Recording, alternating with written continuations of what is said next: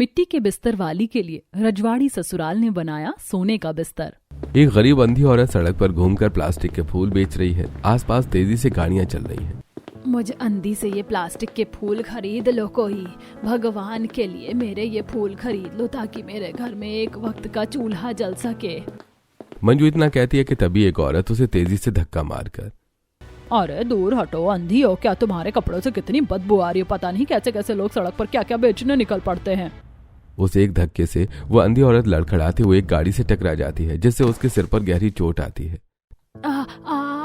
कौन है? कौन है? तभी बाइक पर सवार एक लड़का उस बूढ़ी औरत के पास आकर, माताजी लाइए, ये सभी फूल मुझे दे दीजिए। वैसे माताजी, आपकी अब इतनी उम्र नहीं है कि आप अंधी होकर सड़क पर फूल बेचें। आपके घर में कोई और नहीं है क्या जो काम कर सके? मंजू उस लड़के का मुंह छूकर, कौन हो बेटा तुम? दिल के बहुत नेक लगते हो, लेकिन मैं तुम्हें क्या बताऊं अपने घर की समस्या। मेरे पति नहीं है, बेटी की उम्र 25 साल है जो अपने छोटे छोटे भाई बहन को घर पर संभाल रही है। ठीक है, कोई बात नहीं, आप ये कुछ और पैसे भी रख लीजिए और आज घर चली जाइए। अब पैसे लेकर मंजू उस लड़के को आशीर्वाद देती है और लड़खड़ाते हुए सड़क की दीवारों को छूते छूते अपने घर पहुंचती है। माँ, आपके सर पर ये चोट कहाँ से आई? मम्मी, आपका माथा तो पूरा लाल है जख्म से। आपके सर पर इतनी चोट थी तो आप घर पर क्यों नहीं आई? तभी पड़ोसन की जानकी मंजू के घर में घुसती है और मंजू का सिर जख्मी देखती है।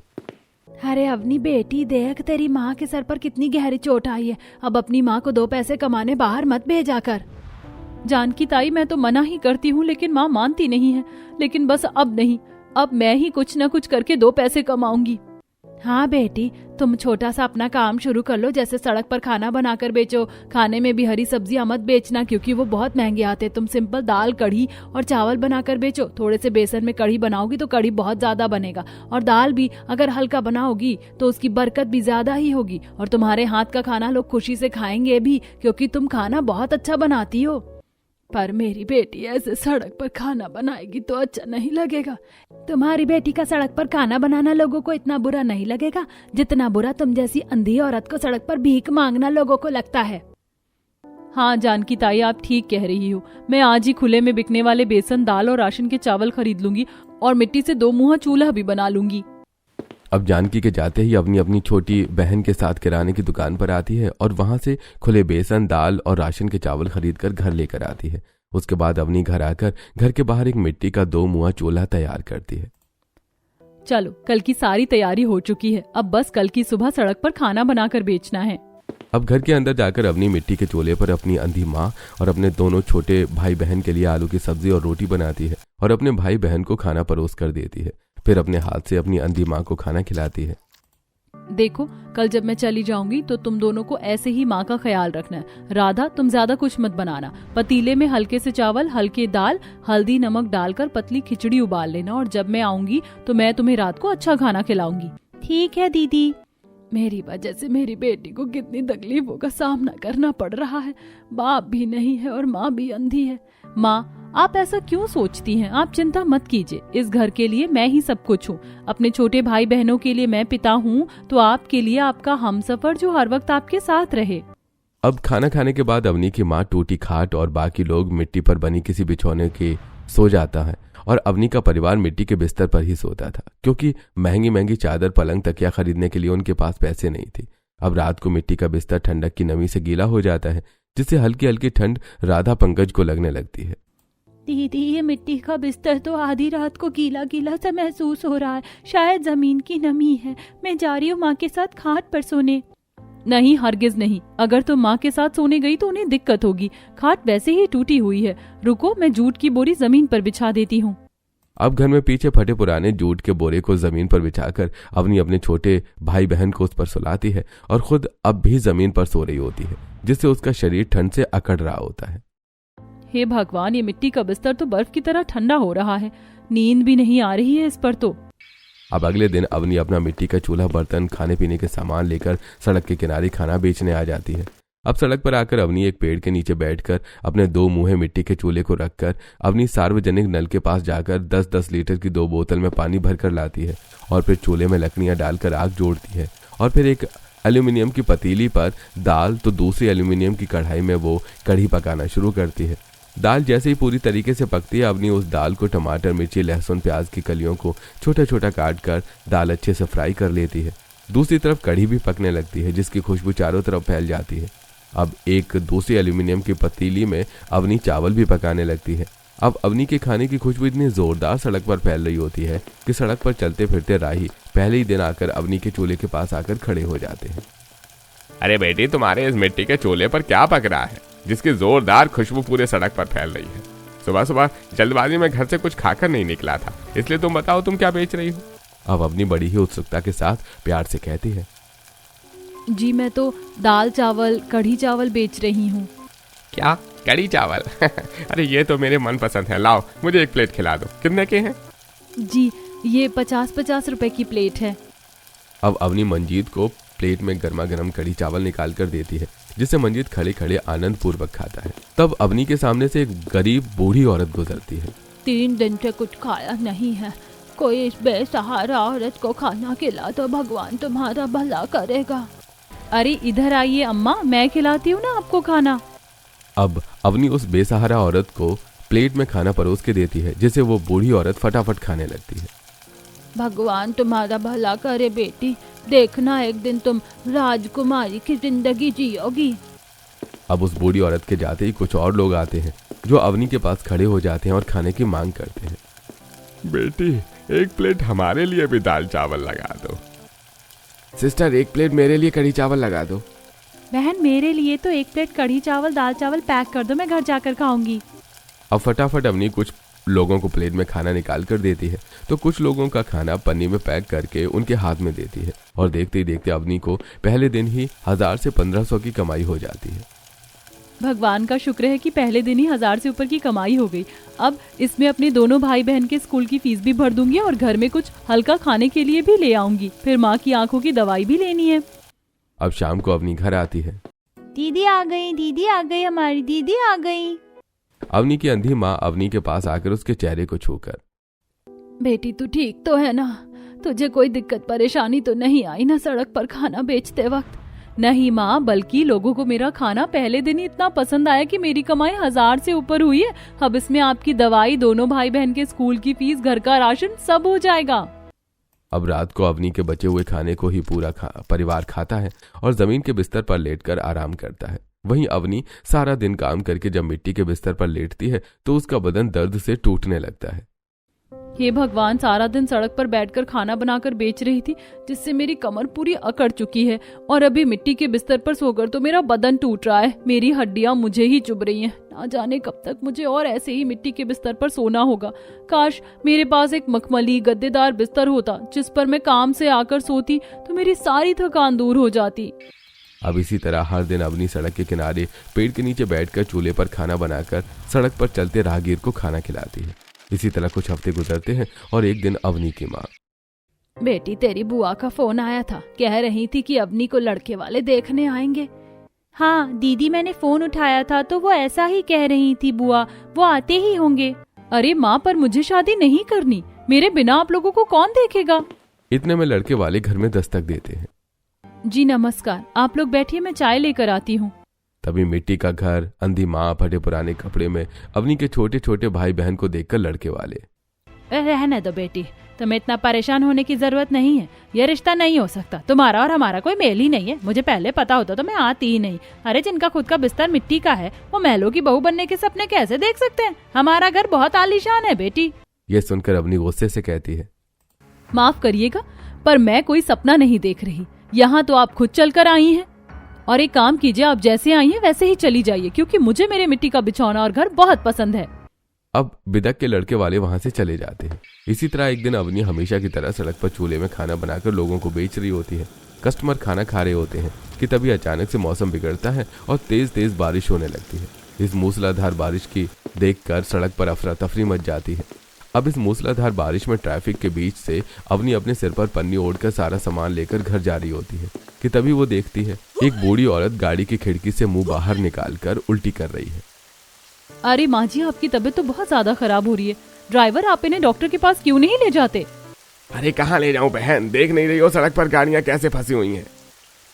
हाँ ये तो है, लेकिन आप एक काम कर सकते हैं, मेरा घर यहीं पास में है, आप इन्हें मेरे घर की तरफ ले चलिए, उस रास्ते पर ज्यादा ट्रैफिक भी नहीं होगा। अब अवनी कार में बैठकर ड्राइवर को अपने घर के पास लेकर आती है। ड्राइवर उर्मिला को गाड़ी से बाहर निकालता है। वहीं अवनी अपना सारा सामान घर के बाहर रखकर उर्मिला को घर के अंदर लेकर जाती है। वहीं स्कूल की ड्रेस उतारते पंकज और राधा। दीदी दीदी, ये दादी माँ कौन है? हाँ दीदी, ये कौन है? इनके सिर पर पट्टी क्यों बंधी है? क्या ये बीमार है? यह सब सुनकर अवनी की अंधी माँ दीवारों को छू छू कर, अवनी बेटी कहाँ है तू, और कौन आया है घर में? किसकी तबीयत ठीक नहीं है, कुछ तो बता। माँ आप क्यों इतना परेशान होने लगी? किसी की तबीयत खराब नहीं है, सब ठीक है। आप बैठिए। राधा, माँ को जमीन पर बिठाओ और इस खाट पर मैं इन दादी को बिठा रही हूँ। अब उर्मिला खाट पर बैठती है। उर्मिला को हल्की ठंड लग रही होती है। राधा, तुम इन्हें चाय बना कर दो, मैं पड़ोस के लोगों से कुछ रजाई लेकर आती हूँ। अब अवनी आस पड़ोस के लोगों से महंगी महंगी रजाइयां मांगती है और उसे लाकर उर्मिला को उड़ाती है। इतने में राधा चूल्हे पर चाय बनाकर उर्मिला को देती है। अरे आप लोग माता जी का ख्याल रखिए, मैं अभी आता हूँ। ड्राइवर गाड़ी लेकर निकल जाता है। तब तक अवनी उर्मिला की देखभाल करती है। इस लड़की का परिवार कितने छोटे से घर में रहता है और इनका बिछौना भी लगता है इस मिट्टी पर ही लगता है, क्योंकि घर में दूर दूर तक कोई पलंग रजाई बिस्तर दिख नहीं रहा। लेकिन ये लड़की मेरे लिए इतना परेशान होके लोगों से रजाई मांग कर लाई है, मुझे चाय बना कर दे रही है। इसकी माँ भी अंधी है, कितनी तकलीफों से घिरी है ये लड़की। दादी माँ, आप कहाँ खो गई? अगर आपको भूख लग रही है तो मैं आपके लिए कुछ बना दूं? बेटी, ये जो भी हैं तुम उनसे पूछ क्या रही हो? जाओ कुछ बना कर ले आओ। अब अवनी फटाफट गर्मा गर्म रोटी और आलू की सब्जी बनाकर 5 से 10 मिनट में उर्मिला को लाकर देती है।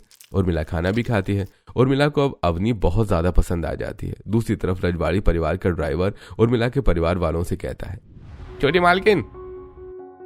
मालिक, बड़ी मालकिन की तबीयत आधे रास्ते पर बहुत ज्यादा खराब हो गई थी और बाहर मौसम भी बहुत खराब है। बाहर मूसलाधार बारिश हो रही है, जिसकी वजह से मैं उन्हें डॉक्टर के पास नहीं ले जा पाया। लेकिन फिर एक लड़की मिली जो बड़ी मालकिन को अपने घर लेकर गई और अभी भी बड़ी मालकिन उन्हीं की कुटिया में है। क्या माँ जी की तबीयत खराब हो गई है? और वो कौन लड़की है जिसके घर पर माँ जी रुकी है? अरे ड्राइवर, फिर तो जल्दी चलो, पता नहीं माँ किस हालत में होगी। अब घर के सभी सदस्य महंगी महंगी गाड़ियों में बैठकर अवनी की छोटी सी कुटिया में आते हैं। माँ जी आप ठीक तो है ना? आपकी तबीयत अचानक कैसे खराब हो गई? आपने कुछ जलपान किया? माँ, आपकी तबीयत कैसी खराब हो गई? आप तो घर से अच्छी खासी निकली थी। पता नहीं, शायद सफर का हरासमेंट हो गया था, इसीलिए उल्टियाँ आ रही थी। लेकिन इस बेटी ने मेरी बहुत अच्छे से देखभाल की है। मेरे लिए मखमली रजाई लेकर आई है, फिर मेरे लिए चूल्हे पर खाना बनाया। ये बेचारी अपनी अंधी माँ को भी देख रही है और मुझे भी। शुक्रिया बेटी, जो तुमने हमारी माँ को इतने प्यार से अपने पास रखा, उनका ख्याल रखा। हाँ बेटी, तुम्हारा बहुत बहुत शुक्रिया। अरे कोई बात नहीं, ये सब बोलने की जरूरत नहीं है, ये मेरी भी दादी जैसी हैं। अब शंकर अपनी माँ को कार में बिठाकर वहां से ले जाता है। इसी तरह कुछ हफ्ते गुजरते हैं और एक दिन रजवाड़ी परिवार में रहने वाली उर्मिला अपने घर के सदस्य से कहती है, मनोरमा, शंकर, मैं जब से उस लड़की के घर से आई हूँ, मेरा दिल उसके ख्यालों में खोया रहता है। उस मासूम लड़की की छवि मेरे आसपास घूमती रहती है। मैं उस लड़की को अब अपने रजवाड़ी खानदान की बहू बनाना चाहती हूँ। उस लड़की ने मुझे बहुत प्यार से संभाला था। मुझे लगता है वो हमारे इस रजवाड़ी परिवार को भी बहुत अच्छे से संभालेगी। हाँ माँ, मैंने अपनी आंखों से देखा था, उस लड़की ने आपको बहुत प्यार से सहेज के रखा था, जैसे आप उसकी कोई अपनी हो।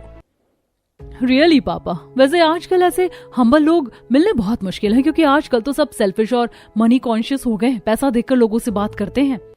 नहीं, उस लड़की के अंदर मुझे पैसों का लालच तो दूर दूर तक नहीं दिखा। और अगर माँ चाहती है कि वो इस रजवाड़ी खानदान की बहू बने तो मुझे इस बात से कोई एतराज नहीं है। मैं चाहती हूँ कि वही मेरी इकलौती बहू बने। बेटा गणेश, तुम उस लड़की से शादी करोगे? माँ, आप लोगों की खुशी में ही मेरी खुशी है। अगर आपको वो लड़की इतनी प्यारी और सच्ची लगती है तो मैं उससे शादी करने के लिए तैयार हूँ। अब अगले दिन उर्मिला का रजवाड़ी परिवार शगुन का सामान लेकर सोने से जड़ी हुई साड़ियां, सोने के अनेक सिक्के, सोने के गहने, सोने की टोकरी में फल भरकर शगुन का सारा सामान लेकर अवनी के घर पहुंचते हैं, जहां अवनी अपनी अंधी माँ को अपने हाथों से खाना खिला रही होती है। अरे आप लोग यहाँ? दादी माँ, अब आपकी सेहत पहले से कैसी है? दीदी दीदी, इनके हाथों में इतना सारा सामान क्यों है? और इस टोकरी में तो फल है, मुझे भी फल खाने हैं। अरे क्यों नहीं, ये लो, तुम ये फल खा लो। अब मनोरमा सोने की कटोरी में से फल निकाल कर राधा और पंकज के हाथ में देती है। अरे नहीं नहीं, मत दीजिए, ये लोग तो ऐसे ही जिद करते हैं। और आप ये सब लेकर यहाँ क्यों आई हैं?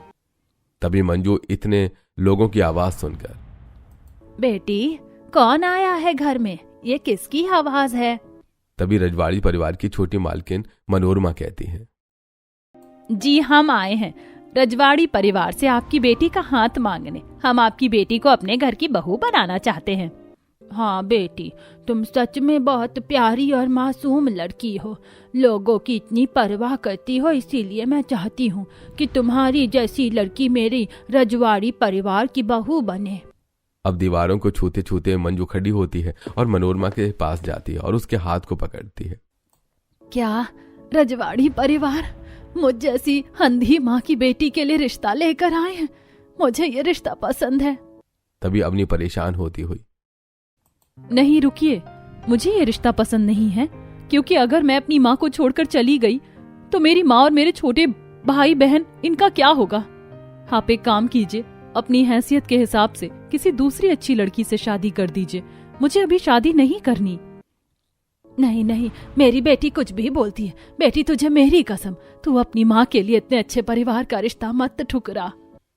अब माँ के दिए कसम से मजबूर होकर अवनी ये शादी के लिए हाँ कर देती है। अब आसपास के लोगों को जब पता चलता है कि अंधी मंजू की बेटी के लिए रजवाड़ी खानदान से रिश्ता आया है तो वो लोग बातें बनाने लगते हैं। बाप रे, तुमने देखा कितना सोना लेकर आए हैं लोग? सोने के गहने, फल की टोकरी भी सोने की थी, वो साड़ी, उस साड़ी पर भी सोने जड़े हुए थे। हाँ मैंने देखा, और एक बड़ी सी थाल में तो सोने के अनेक सिक्के भी थे। इतना सारा सोना ये रजवाड़ी परिवार अवनी के लिए लेकर आए हैं। अब तो इस अंधी की बेटी रजवाड़ी परिवार में राज करेगी। अब कुछ दिन बाद आस पड़ोस के लोग और अवनी के कुछ रिश्तेदार जो उसे मानते थे वो आकर घर में शादी की तैयारी शुरू करते हैं। शादी का सारा खर्चा रजवाड़ी परिवार उठाता है। मंजू अंधी होती है और आसपास के शोर, हंसी ठहाके को सुनकर मंजू को एहसास होता है कि उसकी बेटी की शादी एक अच्छे घर में हो रही है। अब पूरी विधि विधान के साथ अवनी शादी करके अपने ससुराल जाती है, जहां अवनी के स्वागत के लिए पूरा चौखट फूलों से सजा हुआ होता है। आओ बहू रानी, इस चावल के कलश को गिराकर घर के अंदर प्रवेश करो। अब अवनी कलश गिराकर घर के अंदर जाती है। अवनी इतना आलीशान घर देखकर, अरे बाप रे, मेरा रजवाड़ी ससुराल का घर इतना आलीशान है, और इन लोगों ने ये सजावट मुझ जैसी गरीब घर की लड़की के लिए किया है। अरे भाभी, कहाँ खो गई आप? अच्छा ये बताइए, आपको ये डेकोरेशन कैसा लगा? ये सब मैंने आपके लिए अपने हाथों से किया है। जी सब कुछ बहुत अच्छा है। ये आलीशान घर, मेरे लिए किया गया डेकोरेशन, सब बहुत अच्छा है। मैंने आज से पहले ये सब कभी नहीं देखा। कोई बात नहीं बहू, पहले ना सही पर अब जरूर देखोगी। अच्छा बहू जाओ, अब तुम आराम कर लो। अब अवनी अपने पति के साथ सोने के सुनहरे सीढ़ियों से चढ़कर अपने आलीशान कमरे में आती है, जहाँ एक खूबसूरत सोने का बेड रखा हुआ होता है। उस बेड के चारों तरफ सोने के पिलर लगे होते हैं और उस पिलर से सटा हुआ होता है लाल कलर का मखमली पर्दा, जो उस सोने के बिस्तर को रॉयल लुक दे रहा था। उस मखमली सोने के बिस्तर पर मखमली सफेद गद्दे लगे हुए होते हैं और उस गद्दे के ऊपर फेदर के मुलायम तकिए सजे हुए होते हैं। सोने के बिस्तर के सामने एक आलीशान खिड़की भी होती है। यह सुंदर दृश्य देखकर अवनी हैरान हो जाती है। अरे सोने के बिस्तर पर कौन सोता है? ये किस महारानी का बिस्तर है? जी बताइए ना। इस सोने के बिस्तर पर सोने वाली महारानी का नाम है अवनी। क्या इस घर में कोई और भी अवनी रहती है? अरे नहीं, इस घर में एक ही अवनी रहती है जो आज पहली बार इस कमरे में आई है, वो हो तुम। ये सोने का बिस्तर दादी जी ने स्पेशली तुम्हारे लिए बनवाया है अवनी, ताकि तुम इस बिस्तर पर आराम से सुकून की नींद ले सको। मुझे दादी जी ने बताया कि तुम खुद मिट्टी के बिस्तर पर सोती थी, लेकिन तुमने उनके लिए अच्छे अच्छे मखमली चादर, रजाई का इंतजाम किया, इसलिए सुंदर तोहफा दादी ने तुम्हें दिया है। इससे पहले तो मैं नॉर्मल लग्जरी बेड पर सोता था। क्या ये सोने का बिस्तर मेरा है? अब अवनी बिस्तर को छू छू कर देखने लगती है। वो कभी सोने के पिलर को छूती है, तो कभी उस मखमली चादर को, तो कभी तकिए पर गाल लगाकर कहती है, ये तकिया कितना मुलायम है। इस पर गाल रखकर तो ऐसा लग रहा है जैसे गालों के नीचे किसी मुलायम पक्षी के पंख रखे हुए हैं। ये सब बहुत खूबसूरत है। मैं आज से पहले कभी ऐसे सुंदर बिस्तर पर नहीं सोई। कोई बात नहीं, अब तुम रोज सोना इस पर, क्योंकि ये सब तुम्हारा ही है। चलो आओ आराम करते हैं। अब अवनी उस मखमली बिस्तर पर सोती है और मखमली चादर को ओढ़ती है, जिससे उसे बहुत सुकून मिलता है और अवनी की कब आंख लग जाती है उसे पता भी नहीं चलता। अगले दिन सुबह जब अवनी सोकर उठती है तो उसके सामने एक दासी खड़ी होती है जिसके हाथ में सुंदर रजवाड़ी ड्रेस और सोने के आभूषण होते हैं। छोटी मालकिन, आप नहाकर ये वस्त्र और सोने के गहने पहन लीजिएगा, बड़ी मालकिन ने भिजवाया है आपके लिए। ठीक है, लाइए दीजिए। अब अवनी नहा धोकर सुंदर रजवाड़ी वस्त्र गहने पहनकर अपने ससुराल वालों के सामने आती है। अरे बहू, तुम तो बहुत खूबसूरत लग रही हो।